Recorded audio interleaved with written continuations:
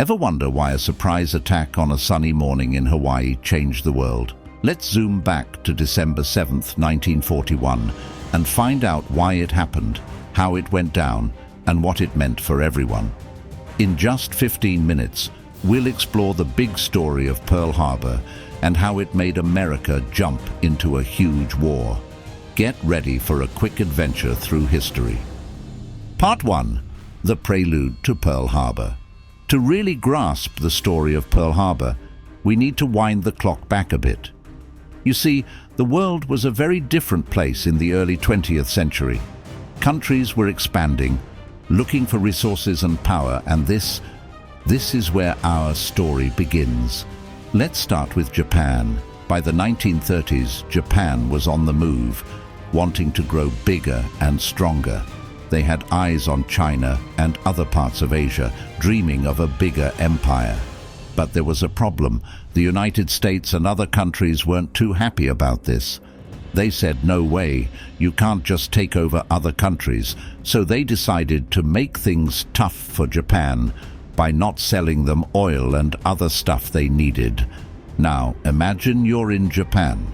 You're being told you can't have the things you need to grow and become more powerful. How would you feel? Probably not great, right? That's exactly how Japan felt, cornered and frustrated. Meanwhile, over in the United States, people were enjoying peace. They were far from the troubles in Europe and Asia, thinking, those problems aren't ours. But leaders in the US were watching Japan, worried about what they might do next. They knew Japan was feeling trapped and might lash out.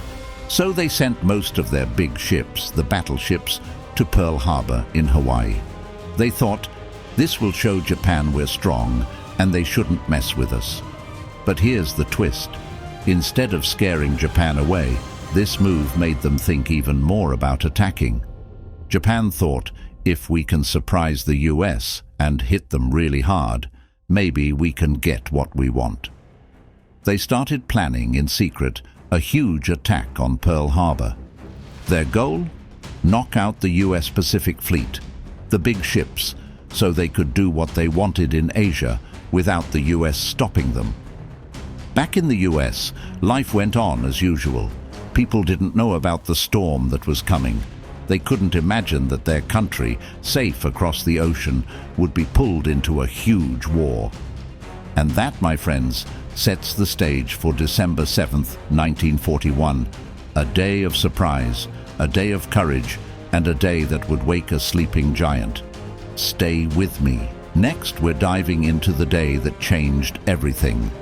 Part 2. The Day of Infamy. December 7th, 1941, started like any other Sunday in Pearl Harbor. Sailors and soldiers were waking up, some heading to breakfast, others to morning duties, not knowing their lives were about to change forever. Suddenly, the calm morning was shattered. Just before 8 a.m., the sky filled with airplanes. But these weren't friendly planes coming to say hello. They were Japanese fighters, bombers, and torpedo planes, all coming in fast and ready to attack. The attack was a complete surprise. The first targets were the battleships and airfields. Bombs and torpedoes hit one ship after another. Explosions and fire quickly spread, turning what was a peaceful harbor into a scene of chaos and destruction. Imagine being there. 1 minute you're enjoying a quiet morning, and the next you're fighting for your life, trying to save your friends and your ship from sinking. The air was filled with smoke, screams, and the sound of gunfire. It was a scene no one could have imagined. The attackers didn't stop. They flew wave after wave, hitting not just the ships, but also the planes on the ground. Most of the US planes were destroyed before they could even take off. This meant the attackers had control of the sky, making it even harder for the Americans to fight back. Despite the surprise and the confusion, the men at Pearl Harbor fought back with everything they had. They shot at the planes from the ground, helped injured friends, and did whatever they could to save the sinking ships. But the power of the surprise attack was overwhelming. After about 2 hours, the attack was over. The beautiful harbor, once filled with ships and the promise of peace, was now burning. 8 battleships, the pride of the American fleet, were either sunk or badly damaged. Hundreds of airplanes were destroyed. Most heartbreakingly, over 2,400 Americans lost their lives, with many more injured. The attack on Pearl Harbor was a turning point. It wasn't just an attack on a military base, it was an attack on the spirit of a country. But in the face of tragedy, there was also incredible bravery and heroism. Stories of courage, of people risking their lives to save others, and of a nation coming together. You've witnessed the horror and heroism of December 7th, but the story doesn't end there. The world was watching, and so was America, now with a burning resolve. Let's see how this resolve turned into action, reshaping the future. Part 3. America responds. After the smoke cleared at Pearl Harbor, America was a nation changed. The attack, meant to weaken, instead lit a fire in the hearts of millions. Overnight, a country that had been wary of joining another global conflict became united in a common cause. The very next day, December 8th, the United States took a step that would alter its path forever. President Franklin D. Roosevelt stood before Congress and, with a voice steady and resolute, called December 7th, a date which will live in infamy. He asked for a declaration of war against Japan, and Congress agreed almost unanimously. In that moment, America stepped onto the world stage of World War II, not just as a participant, but as a leader.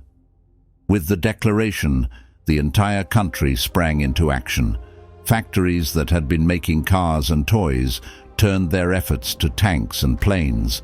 Men and women from all walks of life, from cities and farms, enlisted in the armed forces, ready to defend their country and fight for what they believed in. And it wasn't just the soldiers. Back home, everyone played a part. Women took on jobs in factories, building the machines of war and keeping the home fires burning. Children collected scrap metal and rubber.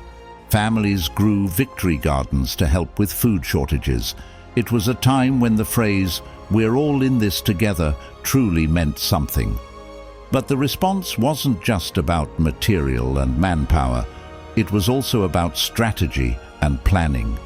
The military leaders, shocked by the attack, quickly worked to strengthen what remained of the Pacific Fleet and to protect the West Coast. They knew Japan would not stop at Pearl Harbor, and they were right. In the months that followed, battles raged across the Pacific and in Europe. Each one was tough, with victories and losses on both sides. But the spark ignited at Pearl Harbor kept burning, driving the Allied forces forward. The United States, alongside its allies, began to turn the tide of the war, fighting for freedom and against tyranny. The impact of Pearl Harbor reached far beyond the military strategies and battles. It touched the lives of every American and shaped the nation's character. In the face of adversity, America showed its resilience, its courage, and its commitment to standing up for what it believes in.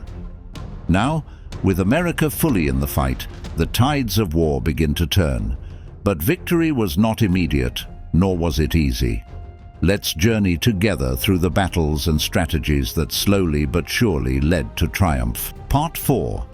Turning the Tide. With America's entry into World War II, the map of the world became a giant chessboard, with battles fought on land, in the air, and on the sea.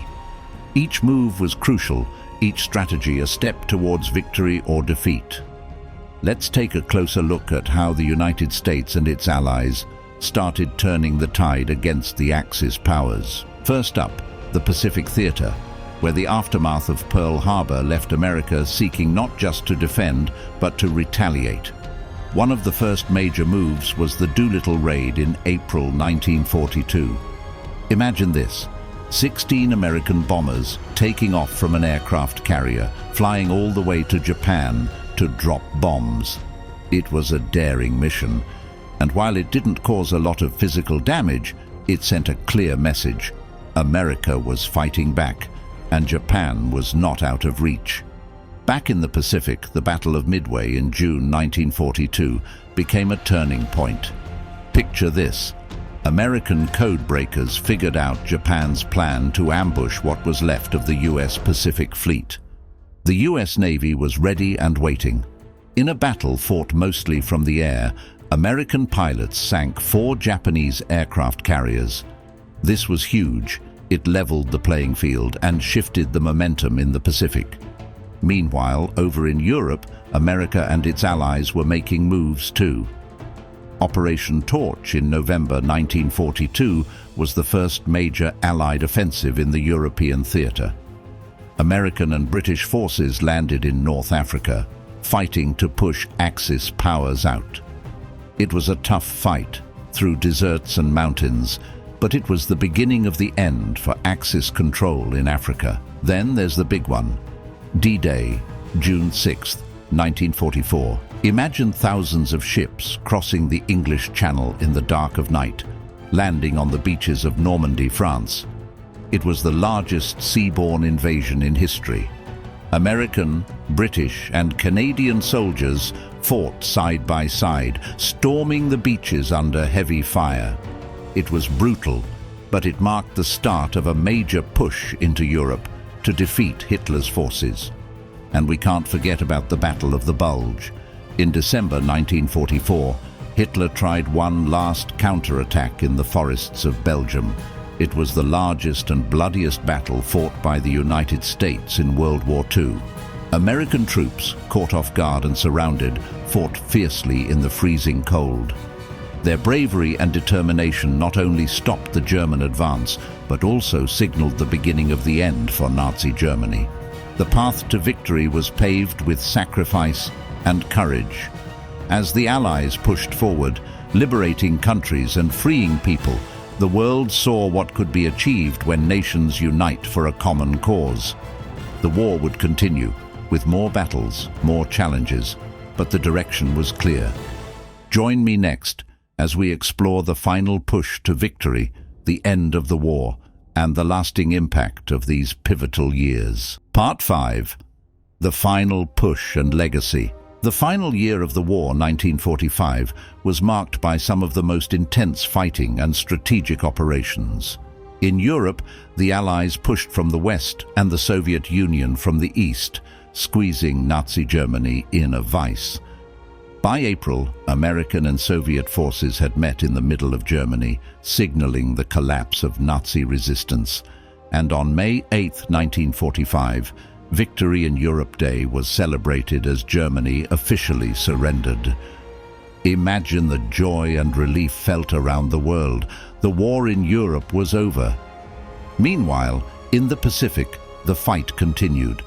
The United States began a series of island-hopping campaigns, moving closer to Japan with each victory. Battles like Iwo Jima and Okinawa were fierce, showing that every inch of ground would be contested. But the determination of the Allied forces was unyielding. The war in the Pacific reached its conclusion with a decision that would forever change the world. In August 1945, the United States dropped 2 atomic bombs on the Japanese cities of Hiroshima and Nagasaki. The devastation was unimaginable. Over 200,000 people died by the impact of the bomb. On August 15th, Japan announced its surrender, bringing an end to World War II. It was a moment of mixed emotions, relief that the war was over, but sorrow for the tremendous loss of life. The war had changed everything. Countries lay in ruins, millions had lost their lives, and the map of the world had been redrawn. But from the ashes of war, there was also hope for a new beginning. The United Nations was formed with the goal of preventing such a conflict from happening again. Nations began to rebuild, forging new alliances and working towards peace and stability. The legacy of World War II is complex. It's a story of heroism and horror, of division and unity, of loss and recovery. It taught us the cost of war and the value of peace. The stories of those who lived through it, fought in it, and those who were lost remind us of our capacity for both destruction and for compassion, for hatred and for love. As we look back on the attack on Pearl Harbor and the war that followed, we're reminded of the resilience of the human spirit. We remember the sacrifices made for freedom, the lessons learned, and the importance of working together for a better world. The story of World War II is not just about the past, it's a guide for our future. It shows us that even in the darkest times, there is light to be found, and that together we can overcome any challenge. Thank you for joining us on this journey through one of the most pivotal times in history. If you enjoyed this video, please like, subscribe, and let us know in the comments which topic you'd like to see covered in our upcoming video. And until the next time, keep exploring. Goodbye.